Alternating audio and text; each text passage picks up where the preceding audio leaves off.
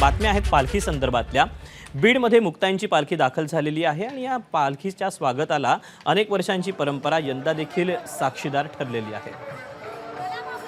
निजामकालीन आणि स्वातंत्र्यपूर्व काळात सुरू झालेली ही सेवा आज 5वी पिढी त्याच भक्तिभावाने जपते। विशेष म्हणजे 1828 मध्ये खरेदी करण्यात आलेली ऐतिहासिक तांब्याची आणि पितळी भांडी आजही जतन करण्यात आली आहेत। याच भांड्यांमध्ये वारकऱ्यांसाठी वरण भात आणि चपातीचा महाप्रसाद शिजवला जातो।